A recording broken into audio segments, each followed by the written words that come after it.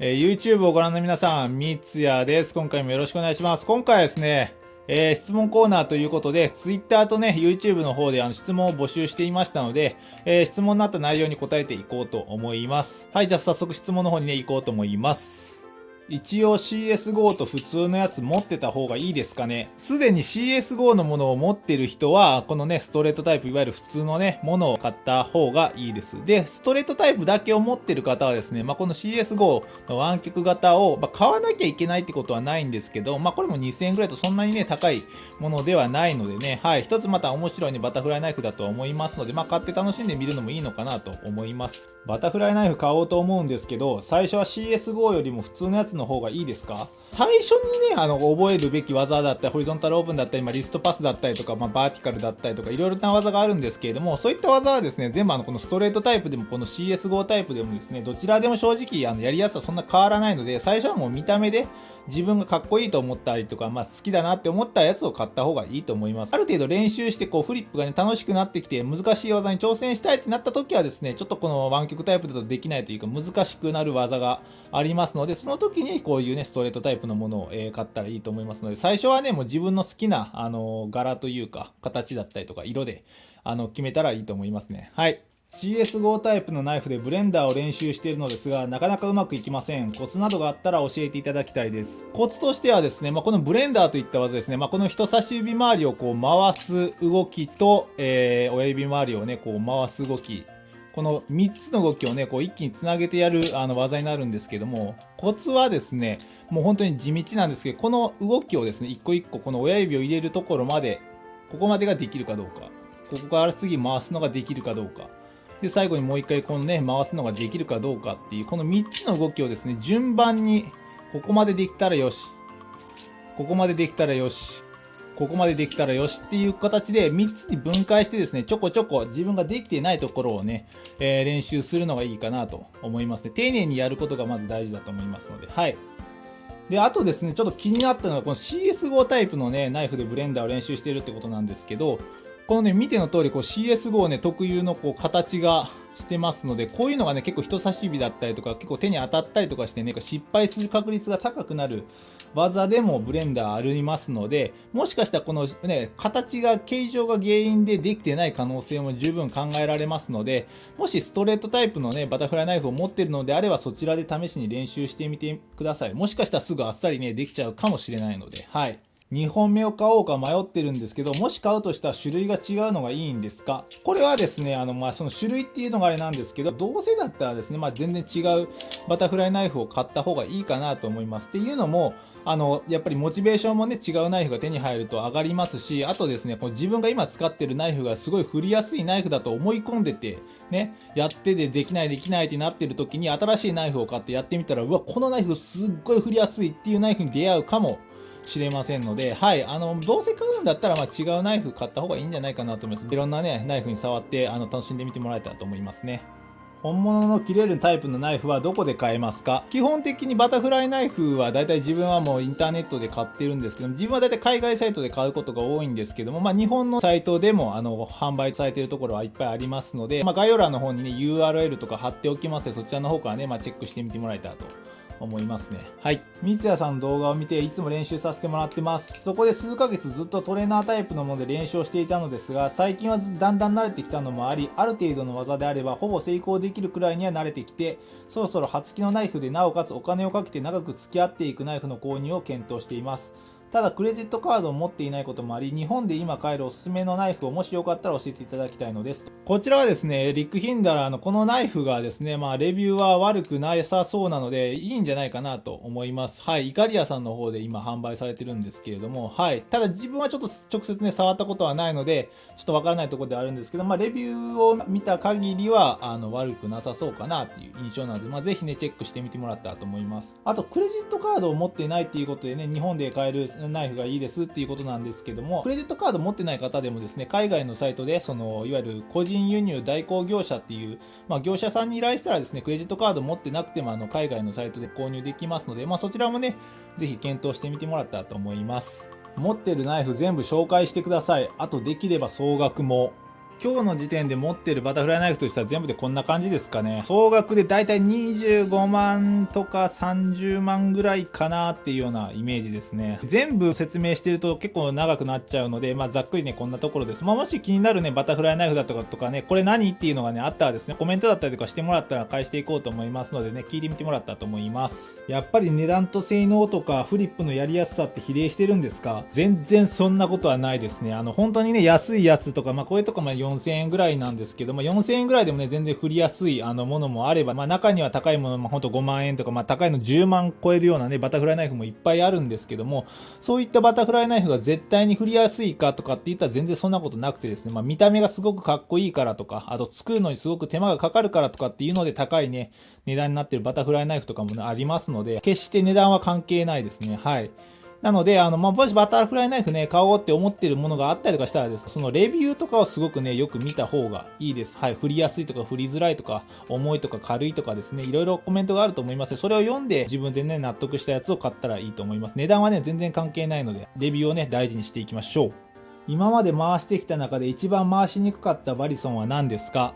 こいつですね。はい。理由は2つあって、1つ目はまずものすごく軽いんですよね。これ大きいんですけど、軽いので、結構回してるとね、こうピューンって吹っ飛んでっちゃったりとか、こう思ったように回ってくれない、すごく軽いっていうのが、ネックで結構回しづらいっていうのが1点と、あともう1点がですね、このブレード形状なんですけど、これ、刃がついてなくて、こう触ってもね、切れないし、先端も刺さらないんですけど、強化プラスチックみたいなものなので、こう波打ってますので、こういったね、チャップリンとかやろうと思ったら、当然ね、このギザギザが指に当たるので、回すと指にね、このギザギザがすごい当たるので、チャップリンも当然できないしっていうことでね、なかなかできる技がだいぶ、限定されるナイフになりますので、軽いプラスできる技が限定されるっていうことでかなり振りづらいかなと思いましたね。ただこれね、お値段がね、2000円しないすごく安いバリソンになりますので、お値段相応かなと思いますので、これはこれで面白い品だなとは思いましたので、回しづらいとは思うんですけれども、外れではないかなと自分に、個人的には思ってますね。はい。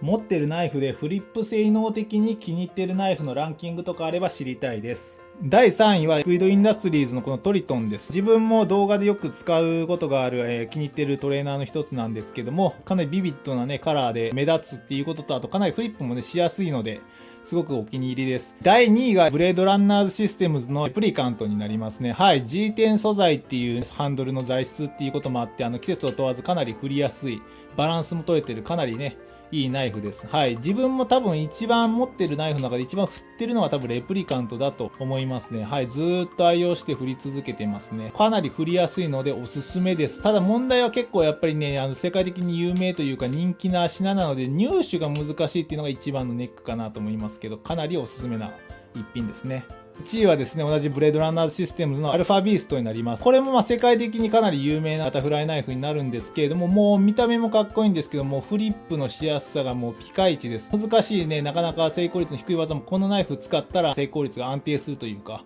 かなり振りやすい一本だと思います。はい。あくまで自分個人のね、勝手な独断と偏見で決めてますので、はい。皆さんはね、いろんなバタフライナイフ触ってみて、自分の振りやすいバタフライナイフを見つけてもらったらと思います。やっぱり本物のバタフライナイフって刃の方が指に当たるとスパッと指が切れちゃう、切ったところから先が取れる感じなんですか？好奇心マックスの質問ですみません。こういうイメージ持たれている方がすごく多いなと思ったんですけど、こういう風に例えば刃の方がですね、指に当たった時にこの指のね、この部分がポーンとこうね、指がね、なくなっちゃうんじゃないかっていうようなイメージというかですね、持たれている方結構コメントとかでも見かけるんですけど、絶対とは言い切れないですけど、ほぼないと思います。少なくとも自分はそんな経験一回もないです。人間の指って当然ね、骨も入ってますし、結構硬いので、指がなくなるってことは、よほどのシチュエーションじゃないとまずありえないと思います。ラッチにつけるオーリングの Amazon のリンクが切れていたので、よろしければ大きさを教えてください。オーリングってそもそも何っていう人がいると思うんですけど、こういうね、ゴム製の輪っか状のね、ものになりますね。これを買ってどうするのっていうと思うんですけど、こういった形でね、何個か複数個つけてですね、ラッチがね、動かないように、固定することができるものになりますね。はい。これはね、その自分がつけたいバタフライナイフのね、ラッチを測ってみてもらったらいいと思うんですけど、内径が 2mm から 3mm のものを購入したら、大丈夫かなと思いますのでね、そちらを買ってみてもらったらと思いますね。はい。バリソンを始めたきっかけとかちょっと知りたいです。これ多いんじゃないかなと思うんですけど、キックアスという映画があってですね、その中で、クロエ・モレッツさんの演じるですね、ヒットガールといったキャラがですね、映画の途中でですね、バタフライナイフを操るシーンがあるんですけども、それ見た時にですね、すごいな、かっこいいなって思ったのと、あと、これが本当にね、これできるのかなと思ってインターネットで調べたのがきっかけになりますかね。で、調べたらですね、実際にYouTube だったりとか、でね、やってる動画とかがいくつかあってですね、これって本当にできるものなんだ。映画だけのね、なんていうか、作られた技術とかじゃないんだな。本当にできるんだなって思ったのがきっかけで、その時ね、ネットの方で1000円ぐらいでトレーナーとか買えたので、どうせ暇だし、ちょっとやってみようかなと思って始めたのがきっかけですね。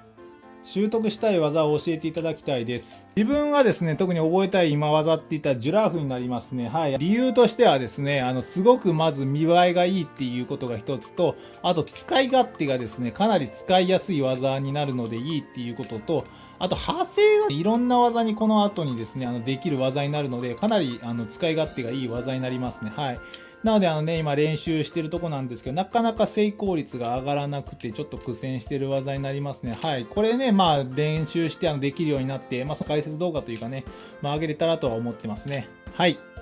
今一番欲しいバリソン知りたいです。前ですね、自分が一番欲しかったバタフライナイフって言ったら、このプレミアレプリカントの白、これですね、このホワイトレプリカントが欲しかったんですけれども、これはもう手に入ったので、あえて列挙するとしたら、パレティウスデザインの BC ですかね。はい。本物これ見たことも、触ったこともないので、写真でしかね、ないので、あれなんですけど、かなり見栄えがね、いいっていうことで、実際ね、ちょっと触ってみたりとか欲しいなっていうふうには思いますね。はい。横エアリアルが全然取れません。コツを教えてください。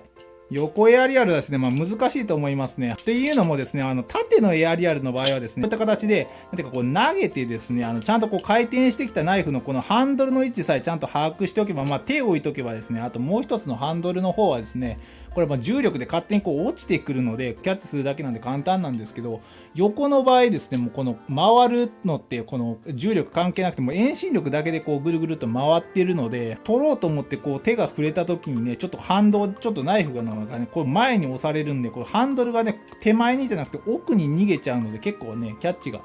難しいと思いますね。コツとしてはですね、まず投げるときですね、この手前に投げるときの威力を結構強めに、縦よりも